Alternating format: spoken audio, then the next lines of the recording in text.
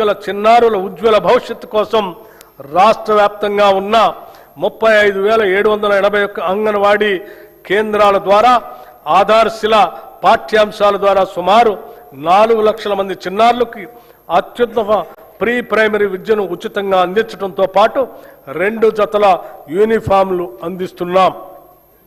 బాల భరోసా పథకం ద్వారా అప్పుడే పుట్టిన బిడ్డ నుంచి 5 ఏళ్ల లోపు వయసున్న చిన్నారులలో పుట్టుకతో వచ్చే శారీరక మానసిక వైకల్యాలను లేదా ఎదుగుదలలో ఉండే లోపాలను తొలి దశలోనే గుర్తించడం ద్వారా వారికి అవసరమైన వైద్య చికిత్సలు అందించి భవిష్యత్తులో అవి శాశ్వత వైకల్యాలుగా మారకుండా నివారించి వారి తల్లిదండ్రులకి కొన్నంత భరోసాని ఇస్తుంది. దివ్యాంగుల మధ్య జరిగే వివాహాన్ని ప్రోత్సహిస్తూ తమ వైవాహిక జీవితాన్ని సంతోషంగా ప్రారంభించేందుకు వీలుగా 2 లక్షల నగదును మన ప్రభుత్వం కానుకగా అందిస్తుంది. స్టేట్ న్యూట్రిషన్ మిషన్ ద్వారా మన పట్టణాల్లోని పేదలకు అదనపు పౌష్టికాహారాన్ని అందించే లక్ష్యంతో ఈ ఏడాది కొత్తగా 274 మొబైల్ అంగన్వాడీ కేంద్రాలను ఏర్పాటు చేయబోతున్నాం. పాలనా పథకం ద్వారా పనిచేసే మహిళల పిల్లల కోసం రాష్ట్ర వ్యాప్తంగా 500 అంగన్వాడీ కమ్ క్రష్ సెంటర్లు ప్రారంభిస్తున్నాం. ఈ కేంద్రాల ద్వారా పిల్లలకు పౌష్టికాహారంతో పాటు డే కేర్ సేవలు అందించి వారిని జాగ్రత్తగా చూసుకోవటం జరుగుతుంది. రాష్ట్రంలోనే మొట్టమొదటిసారిగా వృద్ధుల సంక్షేమం కోసం 37 ప్రణామ్ డే కేర్ సెంటర్ని మంజూరు చేశాం. ఈ బడ్జెట్లో మహిళా శిశు సంక్షేమానికి 3,143 కోట్ల రూపాయలు ప్రతిపాదిస్తున్నాం. షెడ్యూల్డ్ కులాలు తెగల సంక్షేమం డాక్టర్ బిఆర్ అంబేద్కర్ గారు చెప్పినట్లు రాజకీయ ప్రజాస్వామ్యం సామాజిక ప్రజాస్వామ్యంగా మారనంత కాలం స్వాతంత్రానికి అర్థం లేదు. అంతరాలు లేని సమాజం కోసం మా ప్రభుత్వం నిరంతరం కృషి చేస్తుంది.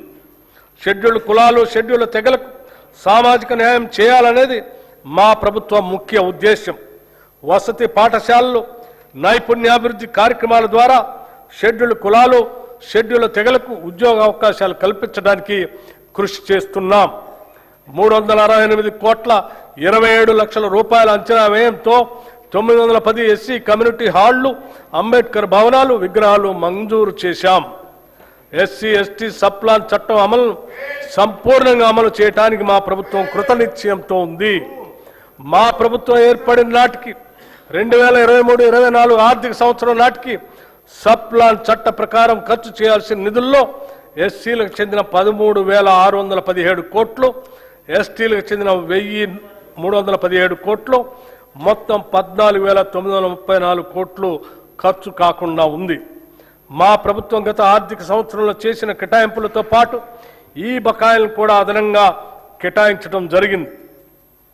2024-25 ఆర్థిక సంవత్సరానికి ఈ క్యారీ ఫార్వర్డ్ చేయవలసిన నిధులు ఎస్సీలకు 7,757 కోట్లు మరియు ఎస్టీలకి 1,754 కోట్లు ఖర్చు చేయవలసి ఉంది. వాటిని మేము 2026-27 ఆర్థిక సంవత్సరంలో కేటాయించాల్సిన మొత్తానికి అదనంగా 2024-25 ఆర్థిక సంవత్సరానికి చెందిన బకాయిలను కూడా కేటాయిస్తున్నాం. హైదరాబాద్ లోయర్ ట్యాంక్ బండ్ వద్ద కొత్తగా డాక్టర్ బిఆర్ అంబేద్కర్ నాలెడ్జ్ టవర్ని నిర్మిస్తున్నాం. అదేవిధంగా నింబోలి అడ్డా కాచిగూడలో బాబు జగజీవన్ రామ్ పేరుతో నూతన వసతి గృహాన్ని నిర్మిస్తాం. గిరిజనాభివృద్ధి సమాజ అభివృద్ధి అంటే కేవలం పట్టణాభివృద్ధి కాదు. అడవుల్లో నివసించే గిరిజనులు కూడా సమానంగా అభివృద్ధి చెందాలి. గిరిజన అభివృద్ధి కోసం మా ప్రభుత్వం కట్టుబడి ఉంది. ములుగు జిల్లాలో Sammakka Saralamma central tribal university స్థాపన, వివిధ గిరిజన వర్గాల అభ్యున్నతి కోసం 3 ప్రత్యేక కార్పొరేషన్ల ఏర్పాటు, జీసీసీ గిరి బ్రాండ్ ఉత్పత్తుల ప్రోత్సాహం, గిరిజన గ్రామాల్లో ఆదివాసీ సేవా కేంద్రాల ఏర్పాటుకు ప్రణాళికలు సిద్ధం చేస్తున్నాం.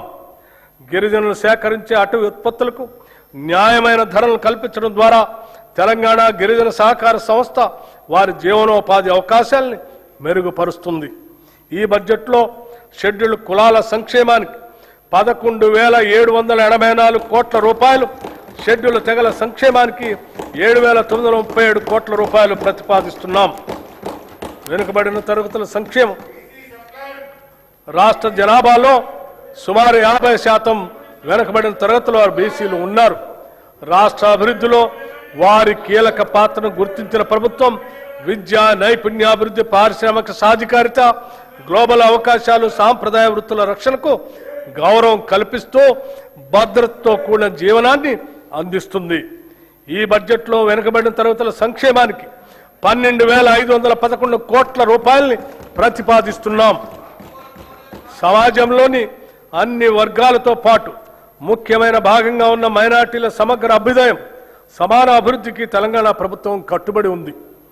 మైనార్టీ మహిళల ఆర్థిక స్వావలంబన అనేది మరొక ప్రధానమైన అంశం. పేద మైనార్టీ మహిళలకు జీవనోపాధిని కల్పించి వారు ఆర్థిక స్వాతంత్రాన్ని సాధించడానికి వీలు కల్పించేందుకు గాను 10,000 కుట్టు మిషన్ల ప్రభుత్వం పంపిణీ చేసింది.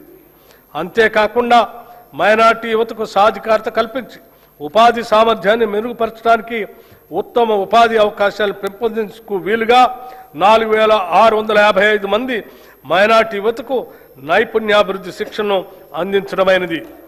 ఈ బడ్జెట్లో మైనార్టీ సంక్షేమానికి 3,769 కోట్ల రూపాయలు ప్రతిపాదిస్తున్నాం.